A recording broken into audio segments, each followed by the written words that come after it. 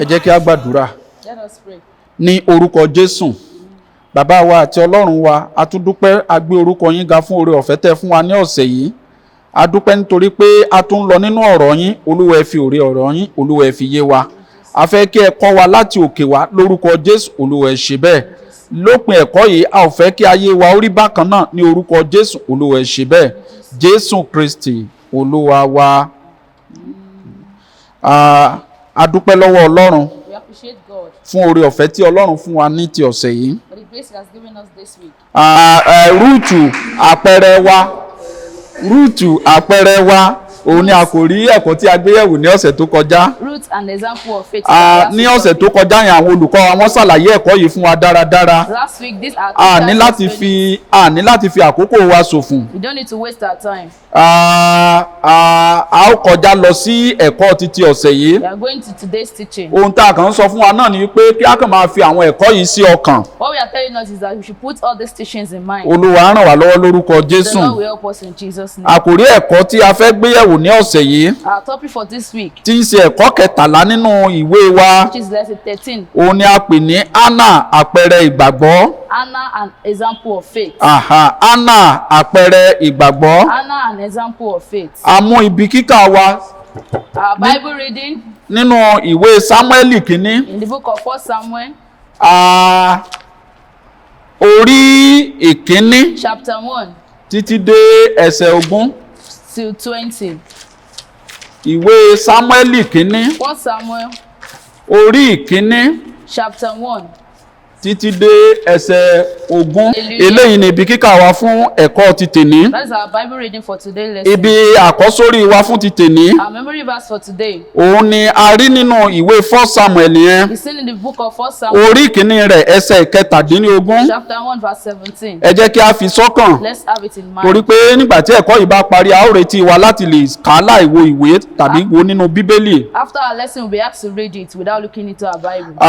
Bẹ́ẹ̀ ni ibi kíkà ojoojúmọ́ wa ṣe pàtàkì. Also, our daily Bible reading is very important. Láti ọjọ́ Ajé sí ọjọ́ Àìkú. From Monday to Sunday. Ẹ jẹ́ kí a fi sọ́kàn. Let's have it in mind. Ẹ jẹ́ kí a lọ sí ọ̀rọ̀ àkọ́sọ. Let's go to our introduction. Hánà jẹ́ àpẹẹrẹ Kìrìsìtẹ́nì Hannah was a replica of a suffering Christian. tó ń jìyà. Ó ń jìyà ní ilé ọkọ rẹ̀ nítorí àìbímọ rẹ̀. She was suffering in her matrimonial for lack of child. Pẹ̀lú inúbíbíni àti ìfisẹ̀sín àti ìgbóguntì. Despite all her persecution and mockery and Ó victimization, dúró ṣinṣin ní ìsìn rẹ̀ sí Ọlọ́run. she remained steadfast in her service Lẹ́yìn to rẹ̀ God. àdáláre. At the end, she was vindicated. Tí ẹ̀kọ́ wa ti tè ní ọ̀rọ̀ àkọ́sọ, ohun tó ń sọ fún wa náà ni wípé What our introduction is telling us ó ń ṣe àpẹẹrẹ Hánà fún wa gẹ́gẹ́ bí ẹni tí ó ní ìgbàgbọ́. Hannah is an example of a person that has faith. Hánà jẹ́ àpẹẹrẹ Kìrìsìtẹ́nì eléyìí tí ó jìyà. Hannah is an example of a Christian that Kí suffered. ló sì fa ìjìyà Hánà? And what caused her suffering? Òun náà ni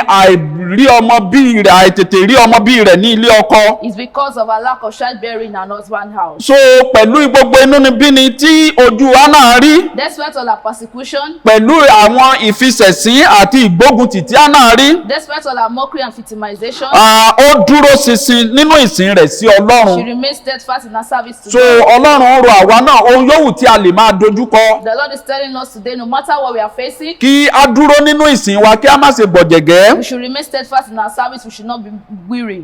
Kí a sì gbàgbọ́ wípé ní ìgbẹ̀yìn Ọlọ́run fúnra rẹ̀ yóò dá wa láre gẹ́gẹ́ bí ó ṣe dá Hánà láre. And we should believe that at the end, that the Lord will answer our prayer as He has answered. Eléyìí ni ọ̀rọ̀ àkọ́sọ wa fún ti tèní. That is our introduction A to pín ẹ̀kọ́ today. yìí sí ọ̀nà mẹ́ta. Our lesson is divided into 3. Ọ̀nà àkọ́kọ́ sọ wípé The first one says, ohùn the afinisẹ̀sín. voice of a mocker. Ohùn The afinisẹ̀sín. voice of a mocker. Kí ni ohùn afinisẹ̀sín tí à ń sọ ní ibí What yìí? is the voice of a mocker that we are saying here? A rí pé ta ni à ń fi sẹ̀sín, ta ló ń fi ni sẹ̀sín, ta la ń fi sẹ̀sín. Who is the mocker and who is the person that is mocking A rí someone? pé ẹni tí à ń fi sẹ̀sín òun náà ni Hánà. The mocker is Hannah. Gẹ́gẹ́ bí a ṣe sọ nítorí àìrọ́mọbí rẹ̀, àìtètè rọ́mọbí rẹ̀. As we have said, because of a lack of Ẹni tí childbearing. ó sì ń fi sẹ̀sín And the mockery òun náà ni Pẹ̀nínà ìyàwó rẹ̀. is Peninnah, the second wife. So níbi àkọsílẹ̀ wa níwájú mi níbi sọ wípé And written here says, a ó mọ̀ fún iye ọ̀pọ̀lọpọ̀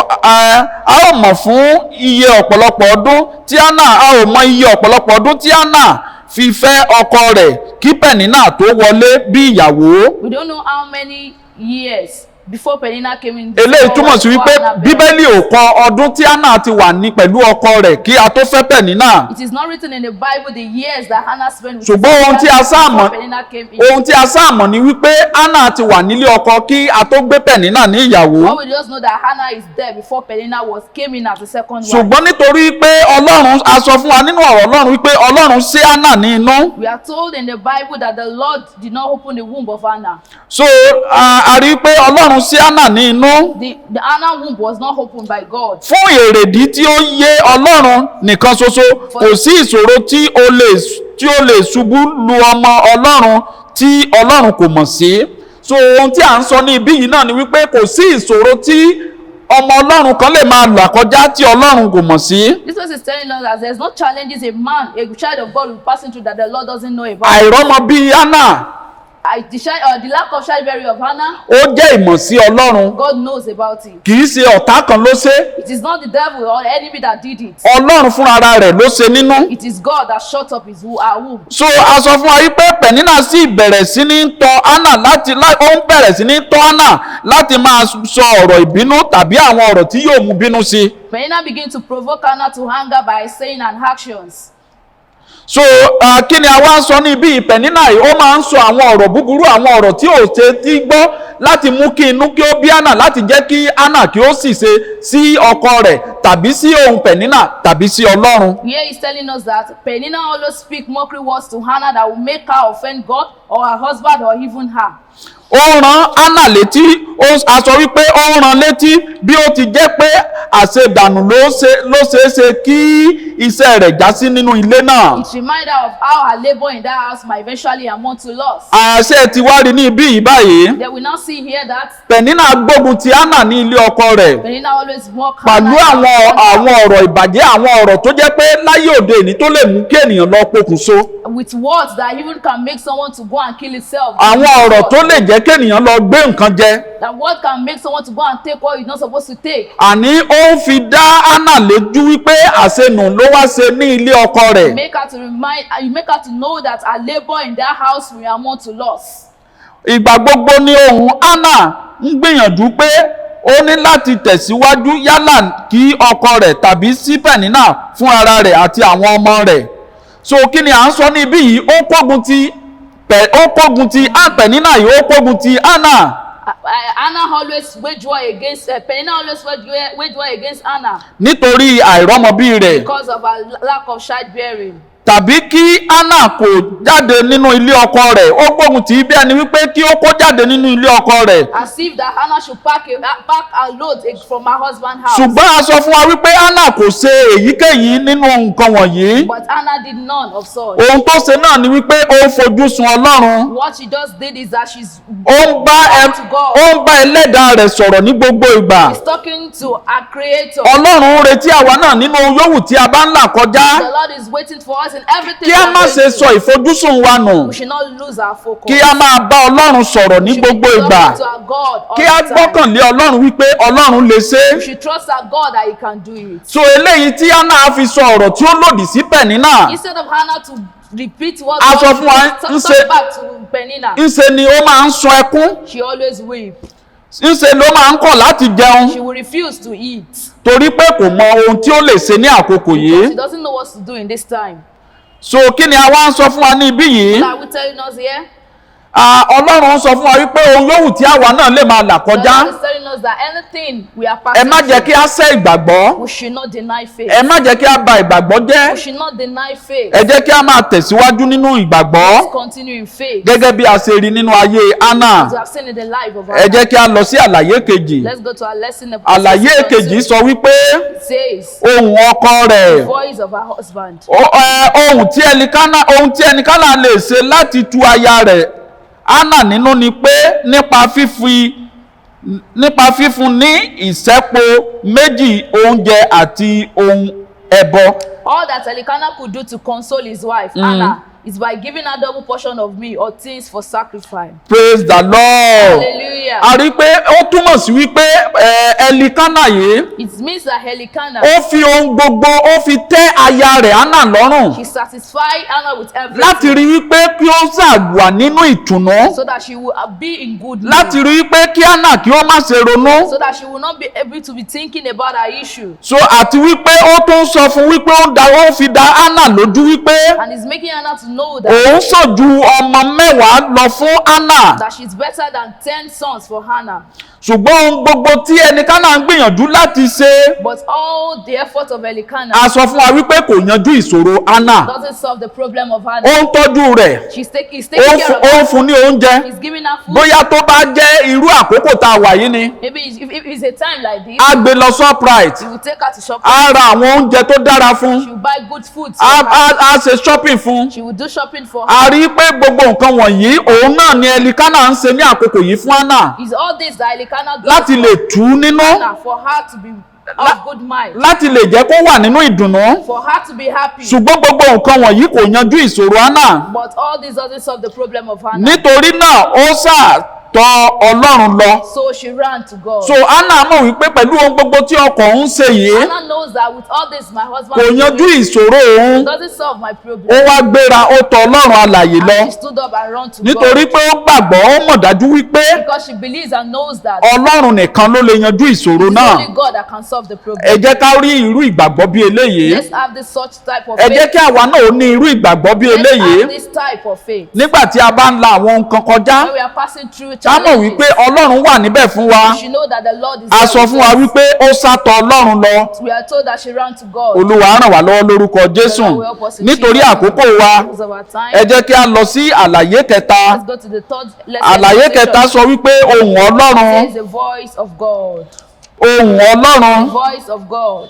A sọ fún wa wípé pẹ̀lú ohun gbogbo tí ọkọ rẹ̀ ṣe fún ìyẹn Pẹ̀nínà tí Ẹlikánà ṣe fún Hánà. With all her husband said to A sọ Hannah, fún wa síbẹ̀ Hánà kò jẹun. Hannah did not eat. Bẹ́ẹ̀ ni ojú rẹ̀ fàrọ síbẹ̀. Then her countenance remained sad. Nítorí ìdí èyí ó wá tọ̀ Ọlọ́run lọ So she went to God pẹ̀lú ìbànújẹ́ àti ìkorò ọkàn. without sorrow and bitterness of heart. So pẹ̀lú ohun gbogbo tí ọkọ rẹ̀ ń ṣe fún yìí, All what her husband is doing for her, Hánà ò jẹun Hannah did not eat nítorí pé ọ̀tọ̀ lohun tó ń fẹ́, because she wants a different thing. ọ̀tọ̀ ni ohun tí ọkọ rẹ̀ lè fún. There's a difference from what God, her husband can Nítorí give pé her. ọkọ rẹ̀ kò lè fún ní ohun tó ń fẹ́. Her husband cannot give her what she wants. Hánà mọ̀ wípé Ọlọ́run nìkan ló lè fún òun ní ohun tí òun fẹ́. She knows that it is only God that can give her what she A wants. sọ fún wa wípé ó tọ̀ ọkọ rẹ̀ lọ, ó tọ̀ Ọlọ́run lọ That she went to God nínú ìbànújẹ́ àti ìkorò ọkàn. with sorrow and bitterness of A heart. sọ fún wa wípé ó gbàdúrà sí Ọlọ́run Pray to God tí ó lè yanjú ìṣòro ayé rẹ̀. can solve her problem. Ó gbàdúrà sí Ọlọ́run, ó kígbe sí Ọlọ́run Pray to God nítorí pé ó mọ̀ wípé òun ló lè yanjú ìṣòro ayé òun. because it's only God that can solve her problem. Ẹ̀yin ará nínú Olúwa, My brethren, ṣé ìwọ náà gba Ọlọ́run gbọ́ wípé ó lè yanjú ìṣòro do rẹ? you believe that God can solve your problem? Ṣé kìí ṣe olùdásílẹ̀ rẹ òun ló gbàgbọ́ wípé ó lè yanjú ìṣòro You rẹ? know that it's your founder that you believe Ṣé that kìí can ṣe solve your problem. àwọn ìránṣẹ́ Ọlọ́run ló gbẹ́kẹ̀lé pé wọ́n lè yanjú You ìṣòro know rẹ? that your minister of God that you believe Ṣé that kìí can ṣe solve bàbá your kan tó problem. wà ní òkè lọ́run ló tún gbẹ́kẹ̀lé wípé ó lè yanjú ìṣòro rẹ? You know a father that is in one place that Ọlọ́run that fẹ́ can kí solve your á problem. ní ìgbàgbọ́ gẹ́gẹ́ bíi ti Hánà. The Lord wants to have let us to have faith like Nítorí Hannah, pé ó mọ̀ wípé Ọlọ́run ló lè yanjú ìṣòro òun. because he knows that it's God that can solve our problem. So a sì sọ wípé ohùn Ọlọ́run jáde sí i nípasẹ̀ àlùfáà pé The voice of the Lord came to us to the máa priest. lọ ní àlàáfíà Go in peace. kí Ọlọ́run Ísírẹ́lì kí ó sì fi ìdáhùn ìbéèrè sí ìbéèrè tí ìwọ béèrè lọ́dọ̀ rẹ̀ fún ọ. And the God of Israel granted the Nígbà tí petition Hánà ń Hannah béèrè asked ní for. ọwọ́ Ọlọ́run, When Hannah asked from God, Ọlọ́run rán ìránṣẹ́ rẹ̀, ohùn Ọlọ́run jáde sí i láti pasẹ̀ ìránṣẹ́ rẹ̀ the Lord sent his priest to láti him fi ọkàn Hánà balẹ̀. for her to be of Nítorí ṣáájú àkókò yìí ọkàn rẹ̀ ò balẹ̀. because before this time she's not Ṣùgbọ́n of láti mind jẹ́ kí rest. ọkàn rẹ̀ kí ó balẹ̀, But for her to have rest of mind, Ọlọ́run rán ìránṣẹ́ rẹ̀ sí i. the Lord sent his minister to her. Ọlọ́run sọ fún ìránṣẹ́ rẹ̀ wípé The Lord tell his minister that wípé Ọlọ́run sọ láti ẹnu ìránṣẹ́ rẹ̀ wípé the Lord speak to his minister that òun Ọlọ́run ti gbọ́ igbe àti ẹ̀bẹ̀ rẹ̀. that he has heard her supplication Wípé òun Ọlọ́run ti gbọ́ igbe àti ẹ̀bẹ̀ rẹ̀. because he has heard her cry. Àwa sọ fún wa wípé Hánà sì ní sùúrù, And Hannah have calm. ó sì patient fi ara mind. balẹ̀, and calm.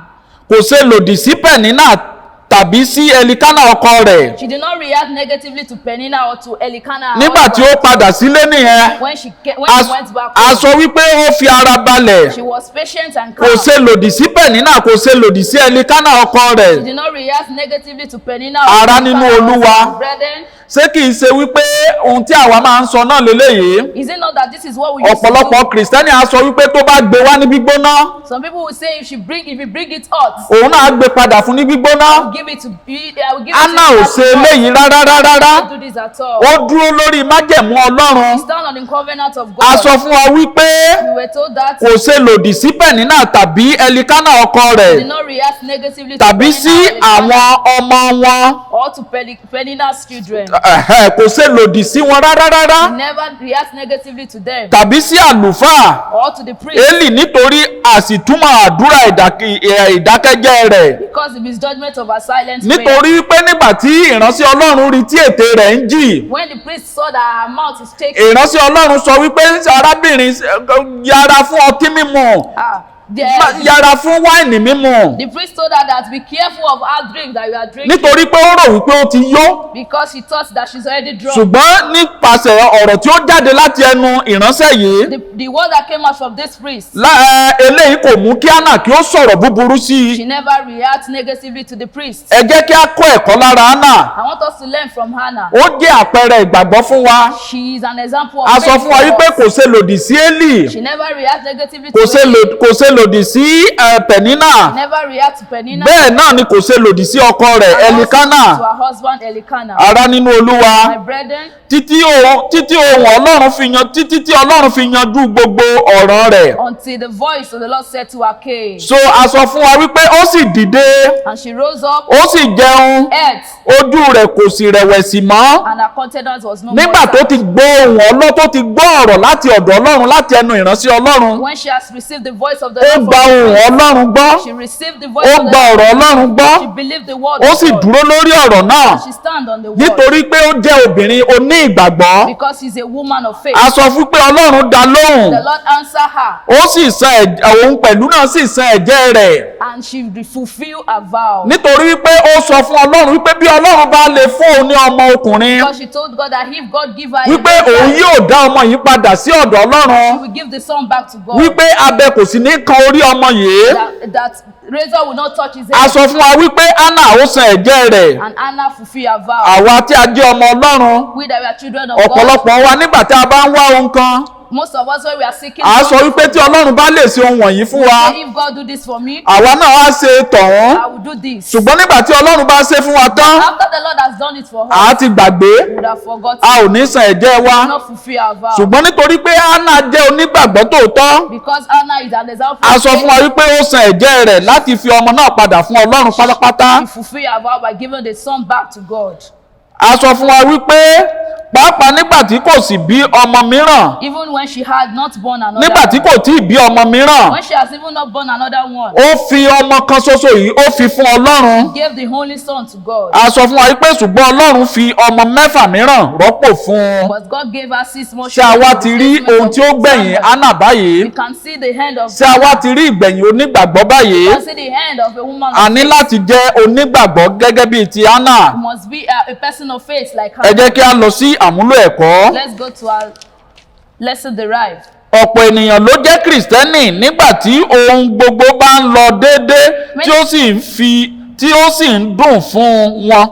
Many people are Christian when all is well and rosy with them. Ṣé ẹ ti rí báyìí ohun tí à ń sọ? This is what we are saying. Ọ̀pọ̀lọpọ̀ ló ń jẹ́ Kìrìsìtẹ́nì People are very Christians nígbà tí ohun gbogbo bá ń dùn fún wọn, when all is well, tó ń jẹ bá wà nínú ilé, when there is food in the house, tán bá rówó lè mú lọ Shoprite, when there is money to take to tí gbogbo shop, nǹkan ń lọ bó ṣe dáa, when everything is rosy. gbà yẹn ni wọ́n ń jẹ́ Kìrìsìtẹ́nì. That is when they are Christians. Ṣùgbọ́n nǹkan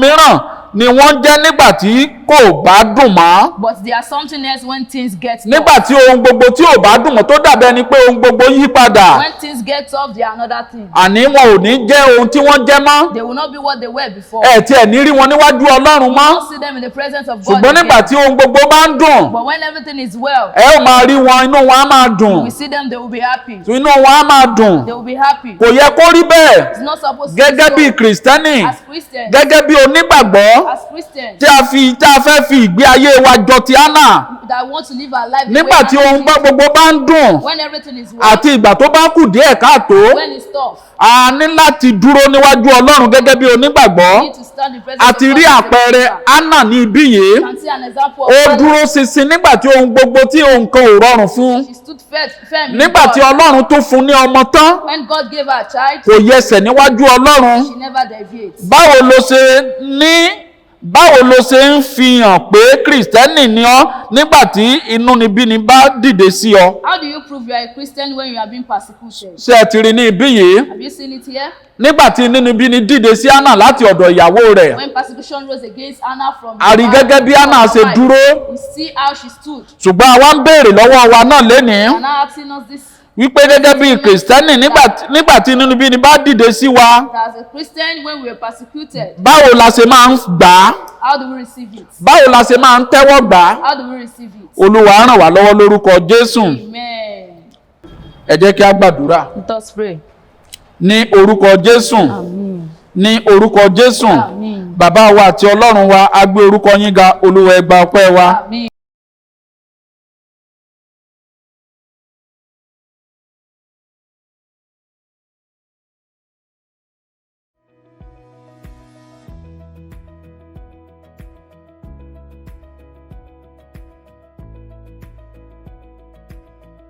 Mo gbéga, mo gbéga, mo gbéga, mo gbéga, mo gbéga, mo gbéga, ọba oníbu ọrẹ mo gbéga, ọba ẹlẹ́rù níyìn mo gbéga. Ṣáájú ohun gbogbo mo kí bàbá kú iṣẹ́, ọba àwọn ọba, ọlọ́run àwọn ọlọ́run. Mo kí bàbá kú iṣẹ́ lórí ẹnìkọ̀ọ̀kan wa, pàápàá lórí orílẹ̀-èdè yìí, ọba tó dá wa sí, tó jẹ́ ká mọ àkókò yìí.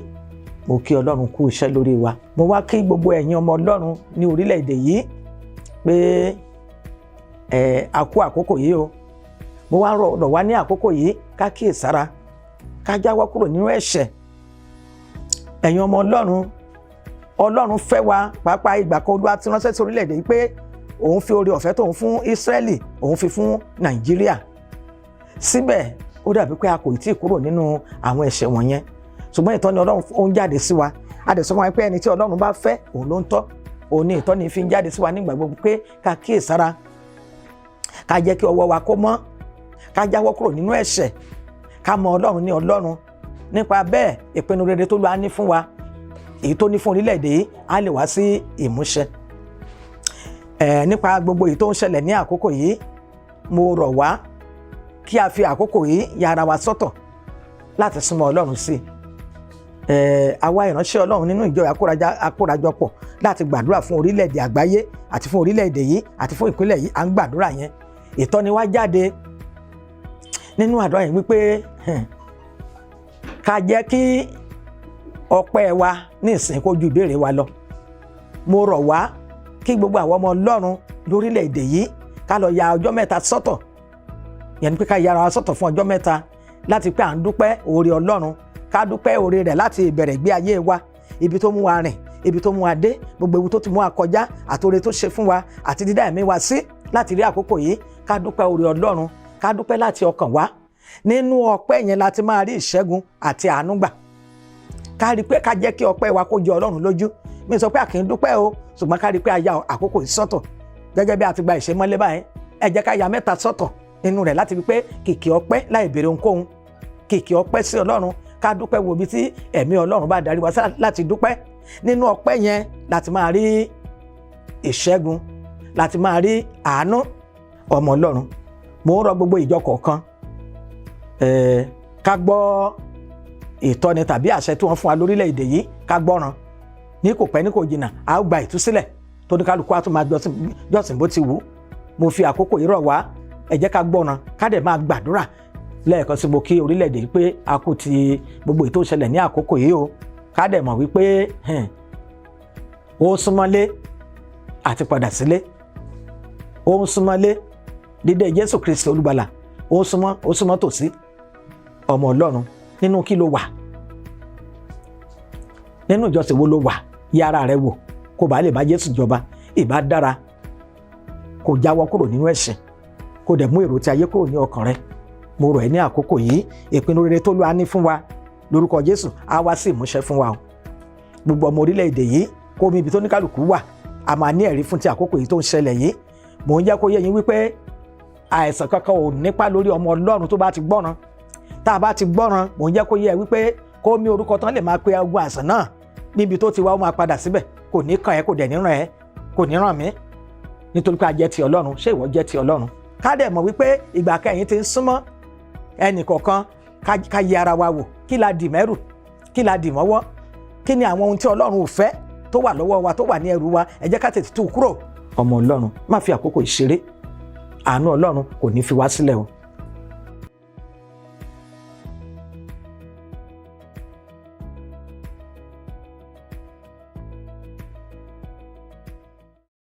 Praise the mighty Jesus. Let's begin to appreciate God for His mercy over our lives. Let's worship Him for His great doings. Even though we are unable to gather together physically, we want to worship God together in spirit. Adonai, we worship you. Son of God, you are so good. Almighty God, hallowed be the name. Your dominion is forevermore. Adonai, Adonai, we worship you. Son of God, you are so good. Almighty God, hallowed be the name. Your dominion is forevermore. Yahweh, your name is Yahweh. You are the miracle working God. Your name is Yahweh. Yahweh, your name is Yahweh. You are the miracle working God. Your name is Yahweh. Ọkàn mi yìn ọba ọ̀run, mo ọ̀rẹ́ wá sí ọ̀dọ̀ rẹ̀. Wọ́n táwọn sàn tá dáríjì, tààràbà yìn bí rẹ̀. Ọkàn mi yìn ọba ọ̀run, mú ọ̀rẹ́ wá sí ọ̀dọ̀ rẹ̀. Wọ́n táwọn sàn tá dáríjì, tààràbà yìn bí rẹ̀. Èmi wò mo wò, èmi wò mo wò, èmi wò mo wò yíká, mo rí pọ́pẹ́yẹ bàbá. Èmi wò mo wò, èmi wò mo wò, èmi wò mo wò yíká, mo rí pọ́pẹ́yẹ bàbá. Èmi wò mo wò yíká, mo rí pọ́pẹ́yẹ bàbá. Èmi wò mo wò yíká, mo rí pọ́pẹ́yẹ bàbá. ẹ já fi ọwọ́ wa àtijọ́ wa ká fi gbé Ọlọ́run ga.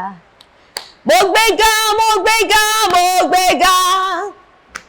Mo gbéga, mo gbéga, mo gbéga. Ọba onílé ayọ̀ mo gbéga. Ọba ẹlẹ́rù níyìn mo gbéga. Mo gbéga, mo gbéga, mo gbéga, mo gbéga. Mo gbéga, mo gbéga, mo gbéga. Ọba onílé ayọ̀ mo gbéga. Ọba ẹlẹ́rù níyìn mo gbéga. Ẹ bá mi gbéga. Ọlọ́run àwọn ọlọ́run, ẹ bá mi gbéga. Ọba tó ń pa wá mọ́, ẹ bá mi gbéga. Ọba onílé ayọ̀ mo gbéga.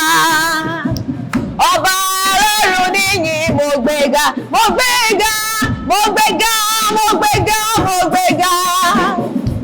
Mo gbéga, mo gbéga, mo gbéga. Ọba onílé ayọ̀ mo gbéga.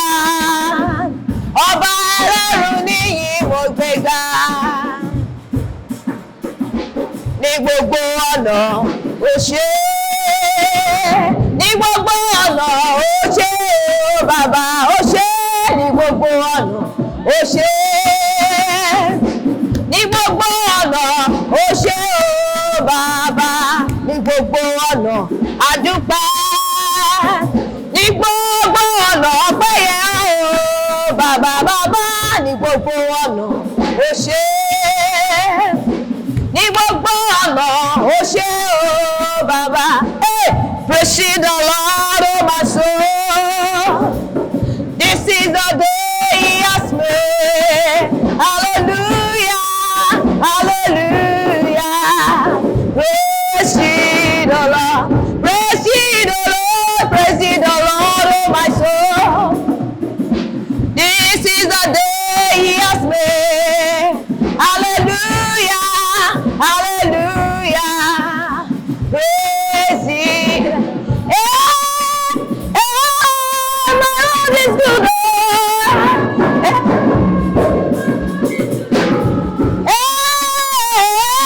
My Lord is good. Kábíyèsí ọba àgbà. Kábíyèsí ọba ẹ̀ṣẹ̀. Mo ní kábíyèsí o. Bàbá ẹ ṣé gan-an. A ní kábíyèsí o. Bàbá ẹ ṣé gan-an. Bàbá kábíyèsí o. Ọba gbogbo ayé. Bàbá ẹ ṣé gan-an. Bàbá ẹ ṣé gan-an. Praise God. Shall we pray? Jẹ́ kí a gbàdúrà. Father, in Jesus' name. Father, in the name of Jesus, we adore you, we bless you because you are the Lord. Thank you for yet another Sunday in your presence. Thank you for what you've done in the past. Thank you for what is happening around us this time. Thank you because of your faithfulness despite all the calamities that befall the entire globe. We adore you, we bless you, Lord, be exalted in Jesus' name. Amen. We have gathered again to share your word, because if our gathering is minus you, then our gathering is to nothing. Yes. Thank you because we are gathered unto you, and we are praying that you will come down from above and meet with us, speak to us at every point of our needs in the name of Jesus. Amen. Thank you, blessed Redeemer. Thank you, After Lord. this message, may our life never remain the same again in Jesus' name. Àmín. In Jesus' mighty name we have prayed. Àmín. Please do have your seat. Ẹ jẹ́ kí a jókòó. I want to bless the name of the Lord for a time like this, Múṣe ni mò ń dúpẹ́ ní ọwọ́ Ọlọ́run fún irú àkókò bíi eléyìí. that we are not taken away from the presence of the Most High God. A ò gbà wá kúrò níwájú Ọlọ́run ọ̀gá ògo. All that is happening around us is not enough to take us away from God. gbogbo ohun tó ń ṣẹlẹ̀ ní àyíká wa kò ní í ṣe láti gbá wa kúrò níwájú Ọlọ́run. That is why I am returning all the glory and praises to God. Èrèdí leléyìí tí mo fi ń dá gbogbo ògo àti ọlá padà sí ọ̀dọ̀ Ọlọ́run. Without wasting much of our time, láì fi àkókò wa ṣòfò. I will like to share the mind of God with us màá fẹ́ bá wa sọ ọkàn Ọlọ́run on a topic that says God of mercy. lórí àkòrí tí ó sọ wípé Ọlọ́run àánú. God of mercy. Ọlọ́run àánú. Turn your Bible with me Ẹ jẹ́ kí a ṣí Bíbélì wa pẹ̀lú mi into the book of Romans chapter 9. lọ sínú ìwé Róòmù orí ìkẹsàn-án rẹ̀. I would like to read from verses 15 and 16. A ó ka ẹsẹ̀ ìkáǹdógún àti ẹsẹ̀ ìkẹrìndínlógún. For he said to Moses, I will have mercy on whom I will have mercy, and I will have compassion on whom I will have compassion. So then, it is not of him that willeth, nor of him that runneth, but of God that sheweth mercy. Nítorí ó wí fún Mósè pé èmi ò ṣàánú fún ẹni tí èmi yóò ṣe àánú fún, èmi ò ṣe ìyọ́nú fún ẹni tí èmi yóò ṣe ìyọ́nú fún. Ǹjẹ́ bẹ́ẹ̀ ni kì í ṣe ti ẹni tí ó fẹ́, kì í sì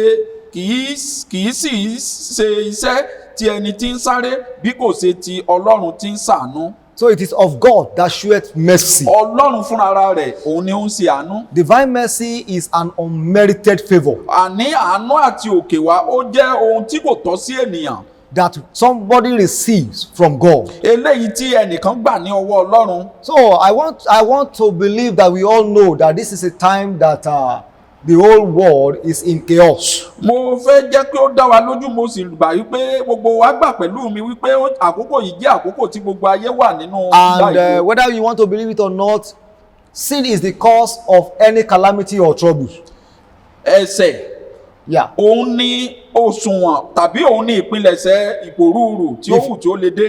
If there is any problem, any calamity, any trouble anywhere, sin is the genesis of it all. Tí ìpòrúurù èdè-àìyedè ìpòrúurù ìlà yìí ló bá ń wà, a rí pé ẹ̀ṣẹ̀ òun ni orísun rẹ̀. Whether to an individual, to a family, to a particular community or society, to a nation, or even to the entire world. Bóyá sí ẹnìkan ni, bóyá sí ìletò tàbí sí àdúgbò tàbí àti sí gbogbo ayé. The Bible says that righteousness exalts a nation, but sin is a reproach to any people. Àní ìwé mímọ́ sọ wípé òdodo òun ni ó ń gbé orílẹ̀-èdè lékè, ẹ̀gàn ni ní ṣe ti oníkúlùkù. And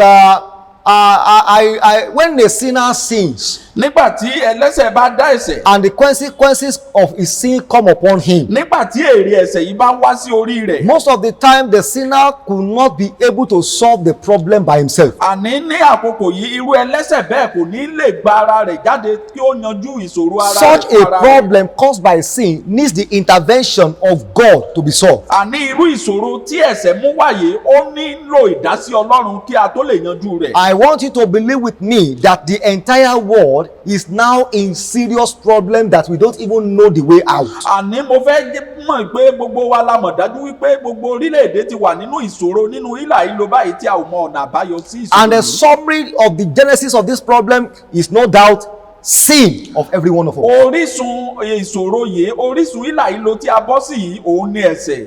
Now is the time that we need God the most. Àkókò yìí gan ni a nílò Ọlọ́run dáradára. That is why the topic of our discussion today is God of mercy. Ìrèdí ni àkòrí ẹ̀kọ́ ọ̀rọ̀ Ọlọ́run tí à ń gbọ́ ní èní tí a fi pe àkòrí rẹ̀ ní Ọlọ́run àánú. We need God's intervention in a I need dire it. time as this. A nílò ìdásí Ọlọ́run nírú àkókò bí eléyìí. It is only God that can show us mercy. Ọlọ́run fúnra rẹ̀ òun ni ó lè fi àánú hàn fún wa. Our knowledge cannot rescue us again. Àní ọgbọ́n orí wa kò lè gbà wá mọ́. Our money cannot deliver us. Àní owó wa kò lè gbà wá mọ́. Power of politics cannot rescue us. Àní agbára òṣèlú kò lè gbà wá. No matter the means we think we can devise, cannot save us from this coronavirus. Àní ohun gbogbo yòówù tá a ní gẹ́gẹ́ bí ohun ìsagbára kò lè gbà wá lọ́wọ́ àjàkálẹ̀ àrùn tí à ń pè ní kòrónà yìí. We need God at this time. A nílò Ọlọ́run nírú For àkókò bí somebody now to eléyìí. access the mercy of God. Fún ẹnìkan láti lè gba àánú Ọlọ́run. For somebody to receive the mercy of God. Kí ẹnìkan tó lè rí àánú Ọlọ́run gbà. Such a person needs some steps to be taken. irú ènìyàn bẹ́ẹ̀ ó nílò láti gbé àwọn ìgbésẹ̀ kan. It is true from where we have read, the Bible says that God will show mercy on whom he desires to show mercy. Ó dára níbi tí a ti ka ẹ̀kọ́ tí ó sọ fún wa wípé òun Ọlọ́run yóò ṣe àánú fún ẹni tí òun yóò ṣe He will àánú show fún. compassion on whom he wants to show compassion. Wípé òun yóò ṣe ìyọ́nú fún ẹni tí òun yóò ṣe ìyọ́nú fún. But I want to tell you that even if you are going to receive any compassion or mercy from God, there are certain steps that you need to take. Tí ó bá fẹ́ gba àánú láti ọwọ́ Ọlọ́run o nílò láti gbé àwọn ìgbésẹ̀ kan. And in a time like this, the generality of the people needs to take these steps. Àní nírú àkókò bí eléyìí gbogbo ènìyàn pátápátá ló ní láti gbé irú ìgbésẹ̀ The yìí. first step that I would like to tell us Ìgbésẹ̀ àkọ́kọ́ tí mo ní láti sọ is fún wa. let the wicked turn from their wicked ways. Òun ni wípé jẹ́ kí àwọn ènìyàn búburú kí ó yí padà kúrò ní ọ̀nà búburú wọn. Let the wicked people turn away from their wicked ways. Jẹ́ kí àwọn ènìyàn búburú kí wọ́n yí padà kúrò ní ọ̀nà búburú In the wọn. book of Isaiah chapter 55, Nínú ìwé wòlíì Àìsáyà orí ìkarùndínlọ́gọ́ta verse 7, ẹsẹ̀ ìkeje. it's a very popular scripture. Ó jẹ́ ibi tí a máa ń kà dáradára. The Bible says, let the wicked forsake his ways, and the unrighteous man his thoughts, and let him return unto the Lord, and he will have mercy upon him, and to our God, for he will abundantly pardon. Jẹ́ kí ènìyàn búburú kọ ọ̀nà rẹ̀ sílẹ̀, kí ẹlẹ́ṣẹ̀ sì kọ ìrònú rẹ̀ sílẹ̀, sì jẹ́ kí ó yí padà sí Olúwa, òun ó sì ṣàánú fún un, àti sí Ọlọ́run wa yóò sì fi jìlí ọ̀pọ̀lọpọ̀. If anybody will receive mercy from God, Tí ẹnìkan bá fẹ́ gba àánú lá ọ̀dọ̀ Ọlọ́run, and such a person is treading a way of wickedness, tí ẹni yẹn sì ń rìn ní ọ̀nà búburú, such a fellow will have to return from his wicked ways unto God first, irú ẹni yẹn ó ní láti yí padà kúrò ní ọ̀nà búburú rẹ̀ wá sí ọ̀dọ̀ Ọlọ́run. before he can receive the mercy of God, Kí ó tó lè gba àánú ní ọwọ́ Ọlọ́run. before he can be rescued from his problems. Kí a tó lè gbà á kúrò nínú ìṣòro rẹ̀. In fact, many people are wicked in the world today. Ọ̀pọ̀lọpọ̀ àwọn ènìyàn, ogunlọ́gọ̀ àwọn ènìyàn ni wọ́n burú jáì nínú ayé Why do I call us wicked? Kí ló dé tí mo fi sọ wípé búburú? Men are wicked because they forsake the will of truth. Àní àwọn ènìyàn burú nítorí pé wọ́n sọ ọ̀nà òtítọ́ nù. They are wicked because they forsake the way that the Lord has given unto them to tread upon. Nítorí pé wọ́n ti kọ ọ̀nà eléyìí tí Ọlọ́run fi wọ́n sí, wọ́n ti kọ sílẹ̀. They rejected Jesus, the only Son of God. Àní wọ́n kọ Jésù Kristi, ọmọ bíbí Ọlọ́run kan ṣoṣo. They want the death and the resurrection of Jesus Christ to be in vain on them. Àní wọ́n jẹ́ kí ikú àti àjíǹde Kristi kí ó já sí asán They lórí want wọn. the suffering that Jesus Christ endured for them to just be in vain. Wọ́n jẹ́ kí ìyà tí Kristi tó jẹ lórí wọn kí ó kàn já sí asán. That is deliberate wickedness on their part. Eléyìí ni ìṣe búburú ní ìhà wọn. Now, in the book of Galatians chapter 5 verse 19, Nínú ìwé Gálátíà orí ìkarùn-ún ẹsẹ̀ ìkọkàndínlógún. the Bible mentions certain numbers of sin that men are committing. Bíbélì sọ nípa àwọn ẹ̀ṣẹ̀ eléyìí tí àwọn ènìyàn tí wọ́n ń dá. These are the things people engage in that makes them to be wicked in the presence of God. Eléyìí ni ohun tí àwọn ènìyàn ń ṣe lénìí tí ó fi sọ wọ́n di ènìyàn búburú níwájú Ọlọ́run. In the book of Galatians chapter 5 verse 19, Ìwé Gálátíà orí ìkarùn-ún ẹsẹ̀ ìkọkàndínlógún. the Bible says, Ǹjẹ́ yes, àwọn iṣẹ́ tí ara fi ara hàn tí ń ṣe wọ̀nyí? yes, Panṣágà, Yes. àgbèrè, Aha. ìwà ẹ̀rí, wọ̀bìà, ìbọ̀rìṣà, oṣó, ìríra, ìjà, ìlara, ìbínú, asọ̀, ìṣọ̀tẹ̀, àdámọ̀, àrankàn, ìpànìyàn, ìmutípara, ìréde òru àti irú wọn nì. Àwọn ohun tí mo ń wí fún yín tẹ́lẹ̀ gẹ́gẹ́ bí mo ti wí fún yín tẹ́lẹ̀ rí pé àwọn tí ń ṣe nǹkan báwọn nì kì yóò jogún ìjọba Ọlọ́run. you can see. Ṣé ẹ ti rí báyìí? Now the works of the flesh are manifest, which are these: Àní àwọn adultery, fornication, uncleanness, lasciviousness, idolatry, witchcraft, hatred, variance, emulations, wrath, strife, seditions, heresies, envies, murders, drunkenness, revelings, and such like of the which I tell you before, as I have told you in time past, that they which do such things shall not inherit the kingdom of God. Children of God, ẹ̀yin ará nínú Olúwa. many people are engaging themselves in all these acts. Ọ̀pọ̀lọpọ̀ ènìyàn ni wọ́n ń ṣe ohun gbogbo tí a kà sí ibí yìí. Adultery, ìbọ̀rìṣà. Why do you have your Yeah. wife, your own wife, Panṣágà. your own husband at home, and you are having intercourse with another person's Kí spouse? ló dé tí o ní ìyá ọkọ tìrẹ nílé tó jẹ́ pé o tún ń jáde pẹ̀lú ẹlòmíràn ní ìta? That is utter wickedness. Eléyìí jẹ́ eléyìí tí ìwà búburú. Fornication. Àgbèrè. Fornication between youths, the unmarried, when they engage in immoral activities. Àní eléyìí jẹ́ ti àwọn tí ò tí ì lọ́kọ tàbí ní ìyàwó In- tí wọ́n ń bára wọn ní àṣepọ̀. In fact, do you understand that today men are engaging themselves with animals? Ǹjẹ́ ẹ mọ̀ wípé lẹ́ni ọ̀pọ̀lọpọ̀ ènìyàn gan ni wọ́n ń bá ara ẹranko ṣe? There are incest going on among the people. Àní irú àwọn ìwà bí eléyìí ló ń jẹ́ láàrin wọn. Incest is a blood-related intercourse. Eléyìí jẹ́ àwọn ọmọ ìyá méjì tí wọ́n jẹ́ ẹ̀jẹ̀ kan náà wọ́n bá ara wọn lájọṣepọ̀. You can see gay practices, lesbianism, homosexuality in our streets. Ṣé a ti rí ọkùnrin àti obìnrin tí wọ́n ń bára wọn ṣe káàkiri ní ìgboro wa? All these things are abominable acts in the presence of God. Eléyìí jẹ́ ẹ̀ṣẹ̀ ńlá, eléyìí jẹ́ èèwọ̀ àti ẹ̀ṣẹ̀ ńlá níwájú Ọlọ́run. You can see the level at which money laundering is going in our society. Ṣé ẹ ti rí bí a ṣe ń kó owó jẹ, bí a ṣe ń fi àyà kó owó You can see ní ìlú? the practices of witchcraft. Ṣé ẹ ti rí ìṣe àwọn àjẹ́ oṣó? You can see people engaging in kidnapping. Ṣé ẹ ti rí àwọn ènìyàn tó jẹ́ wípé tán jínigbé ni wọ́n fi ń ṣiṣẹ́ You can see murder all about. Ṣé ẹ ti rí bí àwọn ènìyàn ṣe ń pa àwọn ènìyàn? Money rituals everywhere. Wọ́n ń fi àwọn ènìyàn rúbọ láti In fact, fi owó. ordinary lying is a wickedness. Àní Irọ́ pípa. irọ́ pípa ó jẹ́ ìṣe búburú. So all these things in the present, in fact, it is a pity that even in the church, you can find people that are practicing these things in the church of God. Ó ṣeni láàánú lénìí wípé nínú ìjọgan a sì ń rí àwọn tí ó ń ṣe àwọn nǹkan tí à ń sọ And yìí. there is no nation of the world that is free of these vices. Àní kò sì sí orílẹ̀-èdè ọ̀hún ní àgbáyé eléyìí tó bọ́ lọ́wọ́ gbogbo nǹkan tá à ń sọ Talk yìí. of America, talk of Germany, talk of UK, talk of Nigeria, talk of any continent, any nation of the Bóyá orílẹ̀-èdè world. Amẹ́ríkà, bóyá ti Gẹ̀ẹ́sì àti bẹ́ẹ̀ bẹ́ẹ̀ lọ, kò sí orílẹ̀-èdè ọ̀hún ní káàkiri àgbáyé. The way we are moving from the presence of God is at faster rate. Àní bí a ṣe ń kúrò ní iwájú Ọlọ́run ó jẹ́ ọ̀nà tí ó yá kánkán. That is why it seems as if our prayers are not being heard by God. Eléyìí ló fi dàbẹ́ ni wípé àdúrà wa kò ṣe ìtẹ́wọ́gbà ní ọwọ́ Ọlọ́run. You can, in fact, take for instance Nigeria, our own country Àpẹẹrẹ ní here. orílẹ̀-èdè wa Nàìjíríà yìí.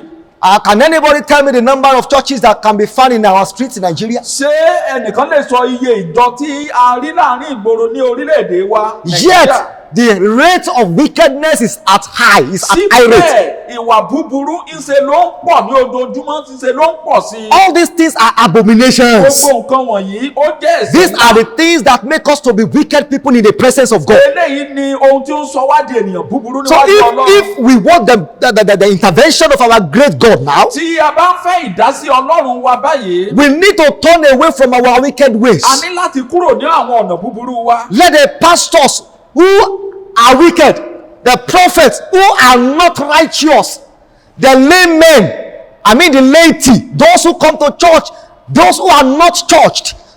Maybe you are whatever your faith that you are practicing, whether you don't even have any faith that you are practicing, let everybody come to the presence of God. Àní ẹ jẹ́ kí gbogbo ènìyàn kí wọ́n wá sí ọ̀dọ̀ Ọlọ́run, yálà pásítọ̀ eléyìí tí ò ṣe ìfẹ́ Ọlọ́run, wòlíì tí ò ṣe ìfẹ́ Ọlọ́run àti àwọn ọmọ ìjọgan tí wọn ò ṣe ìfẹ́ Ọlọ́run. Ẹ jẹ́ kí olúkúlùkù kí á padà sí ọ̀dọ̀ Ọlọ́run. You know yourself. O mọ ara rẹ. You know the secret sin you are O mọ committing. ẹ̀ṣẹ̀ tí o ń dá ní ìkọ̀kọ̀. You can deceive me, you can't deceive God. O lè tàn mí ṣùgbọ́n o ò lè tàn Ọlọ́run. If you harbor any sin in your heart and you call yourself a pastor, you are not a child of God. Àní tí o bá ní ẹ̀ṣẹ̀ kan nínú ayé rẹ tí o sì pera rẹ ní olùṣọ́ àgùntàn, o yìí sí olùṣọ́ There is àgùntàn. no any child of God that can be turned wicked.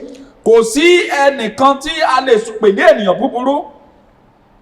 Kò sí ọmọ Ọlọ́run Kò tá a sí lè ọmọ pè Ọlọ́run tí a lè pè ní ènìyàn búburú. But if you are calling yourself a child of God ṣùgbọ́n tí ìwọ bá ń pe ara rẹ ní ọmọ and Ọlọ́run, ordinary line is in your lips, tí irọ́ pupa sì wà ní ètè rẹ, you are a wicked fellow. o jẹ́ ènìyàn búburú. You are not a child of O God. yìí sí ọmọ Ọlọ́run. In fact, you can stand behind the pulpit and be preaching and be teaching the people, O lè wá sí iwájú pẹpẹ bí eléyìí kí o sì máa wàásù. but you are not known by God. Ṣùgbọ́n Ọlọ́run kò dá ọmọ. So this first step is applicable to you. Àní ìgbésẹ̀ àkọ́kọ́ yìí ó jẹ́ ti tìrẹ. Let the wicked turn away from their wicked wicked ẹ ways. jẹ́ kí àwọn ènìyàn búburú kí ó kúrò ní ọ̀nà búburú wọn. It is then our God will abundantly pardon. ìgbà yìí ni ọlọ́run wa yóò tó dáríjì. Can you have sin in your heart and say that the grace should abound? ṣé ọ wá ní ẹ̀ṣẹ̀ ní ọkàn rẹ kó máa sọ wípé kí oore ọ̀fẹ́ kí ó máa pọ̀ sí? It is impossible ká má rí because of our time. nítorí àkókò wa. The second step we need to take. ìgbésẹ̀ kejì tí a ní láti gbé. Let the people of God return to him and pray unto him. jẹ́ kí àwọn ènìyàn ọlọ́run kí wọ́n padà sí ọ̀dọ̀ ọlọ́run kí wọ́n sì máa gba àdúrà sí i. In the book of 2 Chronicle, nínú ìwé króníkù kejì chapter 7, orí ìkeje verse 14. The Bible says, if my people which are called by my name shall humble themselves and pray and seek my face and turn from their wicked ways, then will I hear from heaven and I will forgive their sin and will heal their land. bí àwọn ènìyàn mi tí à ń pe orúkọ mi mọ́ bá rẹ ara wọn sílẹ̀ tí wọ́n bá sì ń gbàdúrà tí wọ́n bá sì ń wá ojú mi tí wọ́n bá sì yí padà kúrò nínú ọ̀nà búburú wọn nígbà náà ni èmi ó gbọ́ láti ọ̀run wá èmi ó sì dárí ẹ̀ṣẹ̀ wọn jì èmi ó sì wo ilẹ̀ wọn sàn. You can see here ṣé ẹ wá rí ní ibí yìí. that the people of God are also asked to return back to God. wípé àwọn ènìyàn ọlọ́run gan a sọ fún wọn níbí yìí pé kí wọ́n padà sí ọ̀dọ̀ ọlọ́run. You will imagine or you will ask me that why will a people of God turn away from God in the first place? ẹ lè bi mí léèrè wípé kí ló dé tí àwọn ènìyàn ọlọ́run tí wọ́n fi kúrò ní ọ̀dọ̀ ọlọ́run ṣáájú. Well, today lẹ́nìí yìí we have seen a lot of people a ti rí ọ̀pọ̀lọpọ̀ àwọn ènìyàn who are called by God's name, eléyìí tí a ń pe orúkọ ọlọ́run but mọ́ who are no more standing by the word of God. ṣùgbọ́n tí wọn ò dúró pẹ̀lú nípasẹ̀ ọ̀rọ̀ ọlọ́run. Perhaps because they cannot endure little suffering. bóyá nítorí wípé wọn ò lè farada ìrora kékeré. Perhaps they are now envying the wicked people of the world. bóyá ń ṣe ni wọ́n ń jowú àwọn ènìyàn inú ayé. Perhaps because they too want to be called the successful in the world. bóyá ń ṣe ni àwọn náà fẹ́ kí wọ́n máa pè wọ́n ní aláṣeyọrí nínú ayé. Perhaps because they too want to make name in the world. bóyá ń ṣe ni wọ́n fẹ́ ní orúkọ káàkiri àgbáyé. They want to be connected to people that matter in the world. bóyá ń ṣe ni wọ́n fẹ́ ní ìbáṣepọ̀ pẹ̀lú àwọn ènìyàn jàǹkànjàǹkàn nínú That is ayé. why most of them are forsaking the will of the Lord. nítorí ìdí èyí ni ọ̀pọ̀lọpọ̀ wọn fi kọ ọ̀nà ọlọ́run sílẹ̀. That is why they are not walking the righteous path. èdìèdí ni eléyìí tí wọn ò fi rìn ní ọ̀nà àwọn olódodo. So God is beckoning, He's calling unto them to come back unto Him. ọlọ́run ń pe wọ́n ó ń pe irú àwọn ènìyàn báyìí kí wọ́n padà sí ọ̀dọ̀ wọn He's ọlọ́run. not asking the people in the world that are not called by His name to pray unto Him. àní kò pe àwọn tí ó wà nínú ayé tí a ò pe orúkọ ọlọ́run mọ́ láti máa gbàdúrà sí òun. But He asked His own people to turn unto Him and call upon His name. ó sọ fún àwọn ènìyàn rẹ̀ wípé kí wọ́n padà sí ọ̀dọ̀ òun. kí wọ́n sì If they máa can pe orúkọ turn òun. away from their wicked ways, Tí wicked wọ́n bá lè kúrò ní ọ̀nà búburú wọn. why do God say from their wicked way? kí ló dé tí ọlọ́run fi sọ wípé ọ̀nà búburú wọn. They have turned away from the path of God because wọ́n ti kúrò ní ọ̀nà ọlọ́run they easily forgot what God has done for them. nítorí pé wọ́n ti gbàgbé ohun tí ọlọ́run ṣe fún wọn. They easily forget what they shared together with God. wọ́n ti gbàgbé ohun tí wọ́n jọ ṣe àjọpín rẹ̀ pẹ̀lú They ọlọ́run. easily forget the miracles they enjoyed with God in the past. àní wọ́n ti gbàgbé iṣẹ́ ìyanu eléyìí tí wọ́n gbádùn láti ọwọ́ They ọlọ́run. easily forget those things that God has prepared for them in their future. àní wọ́n ti gbàgbé ohun tí ọlọ́run ti pèsè sílẹ̀ fún wọn fún ọjọ́ iwájú. They wọn. forgot the commitment of God over their lives. àní wọ́n ti gbàgbé ìdásí ọlọ́run ní ti They ayé wọn. forgot what Jesus endured for them. àní wọ́n ti gbàgbé ohun tí Kristi faradà fún wọn. So they are trying to transact their salvation,